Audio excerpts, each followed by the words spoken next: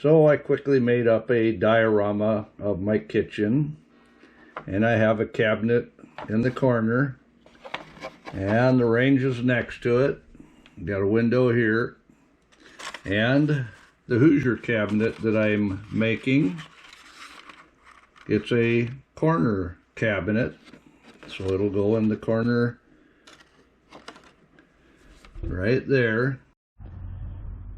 So I need, for the back panels, 5 inches wide for the rails, so we'll go ahead and check that. Yes, we've got a full 6 inches, so we'll go ahead and cut that down, get this ready for the router.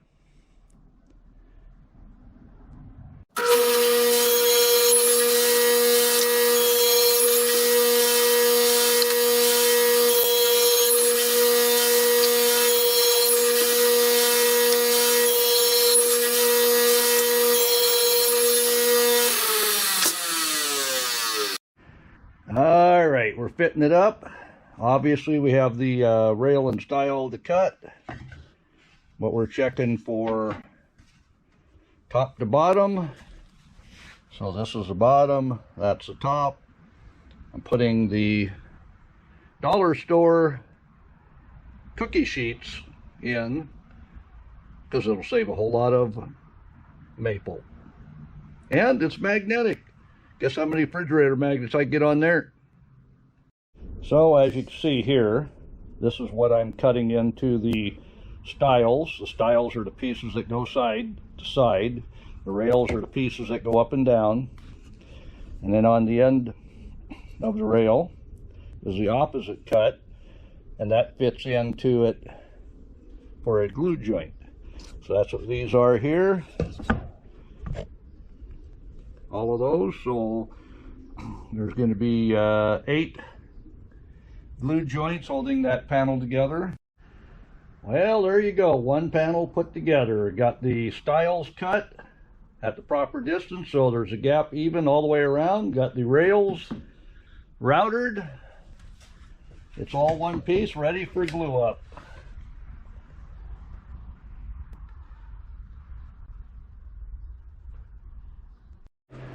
And we've got one door panel made.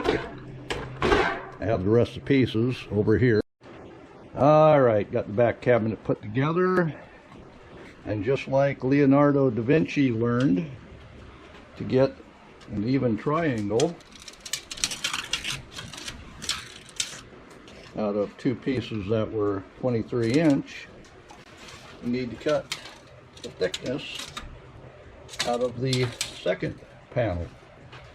So that's what we've done here. We've got the shelves made now. I did Pythagoras' theorem to check the 223, what we would call legs. Obviously that's not a table leg, that's just what the theorem says. So we can find what the hypotenuse is, and it says it's 31.5. So we're close here. We'll get the corners in and see if the measurement changes. I know we're not square. So I needed glue joints for my shelves, so I set up the router table to cut the groove. This is just a test piece here.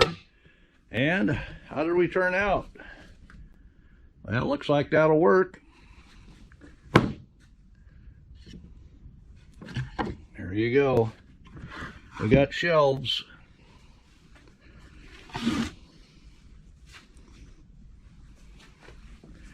So now we're going to sand those down where we can get them installed in the cabinet so it's nice and square. And then we can make the front frame that the door is attached to after we know the exact dimensions of that corner cabinet.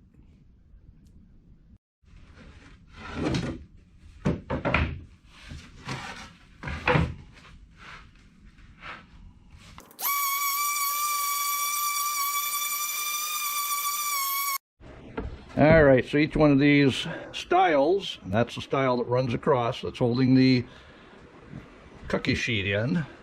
They'll have a shelf at them, so I'll drill holes on through to hold that shelf, and they'll all be drilled from the back side where it'll never be seen. So we've got a shelf for each. I'll put a clamp on this so I can drill it from the back side and go ahead and screw it in place.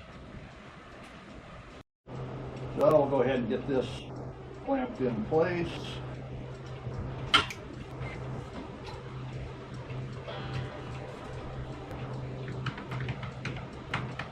There we go. A little bit of help holding that up. I should be able to get it drilled in.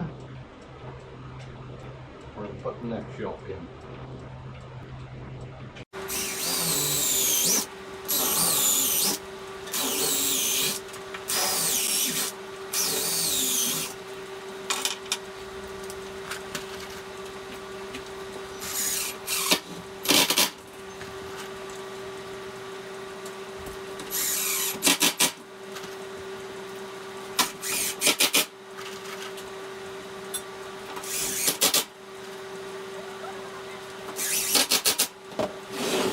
So you can find Pythagoras' theorem on Google, and my two, what they call legs, A and B, are 23-inch, and my hypotenuse then is 32.53, so that's just over 32.5 inch. So I've set up the ruler on the edge there, and looky there, 32.5. So using Pythagoras theorem, I was able to make sure this cabinet was square. And it didn't hurt to have the shelf panel cut square as well. So I have the cabinet upside down, and I want the flour sifter on the left side, so we're going to have to go to the right side because it is upside down. So basically, I've got a pan there to help funnel it in. But we're going to make sure we can fit this all together, because I'll probably be cutting out to hold that piece in. So I don't mind that there's a corner missing here. And because we want the handle to the, let's see, that would be the right as well. And of course we've got a way to block that off so flour doesn't just fall out on the counter. That's the next step, is go ahead while we have this upside down, get this marked out, get the wood cut. Like I say, I'll probably be putting a half shelf in between here, just so I can keep the flour separate from everything else. That's next. So I've got it marked out. We'll go ahead and drill that, put a hole in, and hit it with the old Black & Decker. Well, there we have it cut out. That old Black & Decker took care of that hole. You can see it fits in the cabinet. This is upside down, like I say. I do want to have a lip here so stuff from the shelf does not just drop into the flour bin.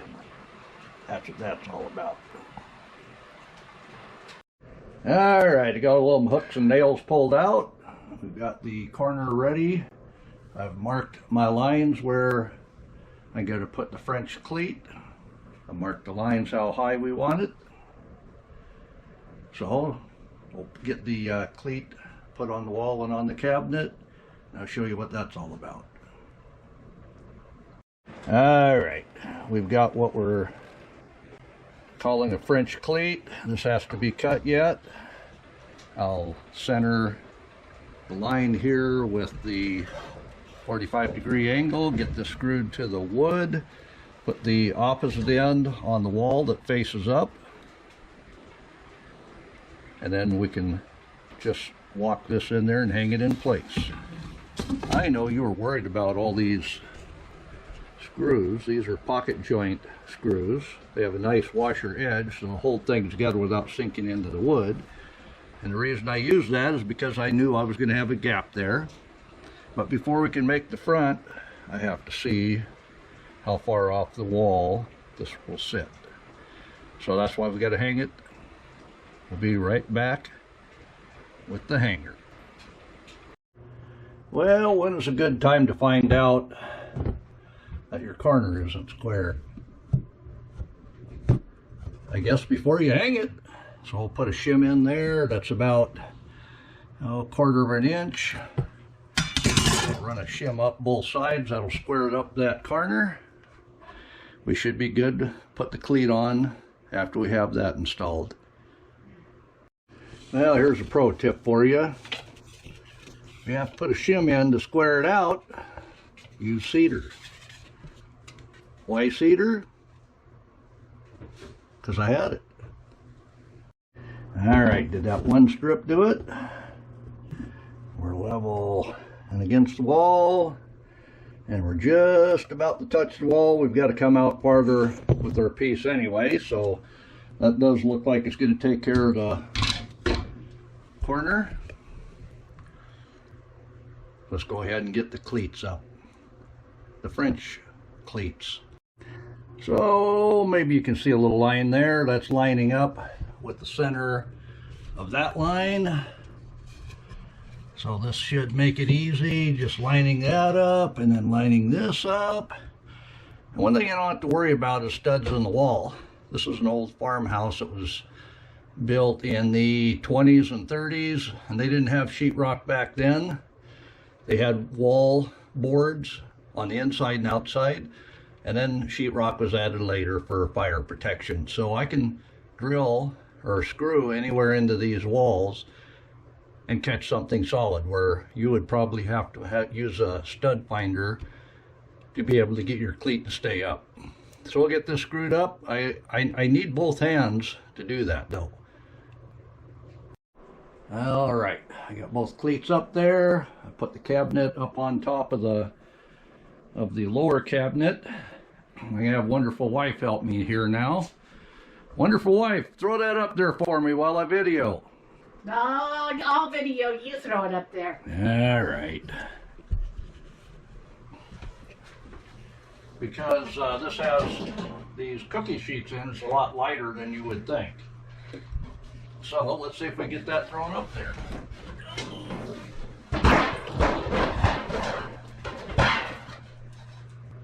Yep. The French cleats have caught. You can see the two of them there are holding well. All I have to do is put a shim down here now. I didn't want to put that in there and have anything in the way. But you can see the flour bin is on the left side. So for the counter, it'll be great. It'll drop right into the bowl right here. Got the whole mixing area here. Of course, we're going to take this drawer out and probably put in a breadboard as well. But we're this far along, and I think that's going to end the video for this week, because I've got the door frame to make, and it's Saturday. I got to put this video out tomorrow, or tonight. So there you go. So I'll give you a sneak peek what the next video is going to be about. Oh yeah, we got the sifter in there, handles on the right. Obviously I have to have a way to hold that in. It sits up a ½ inch above the shelf. I'll put in a divider here. That way the only thing that's ever inside this compartment is flour. That way we won't get any contamination. I'll look, see if I can get me some kind of a lid for that. But with the sifter in place, I believe that will hold 5 pounds of flour. And that's the goal we're going for.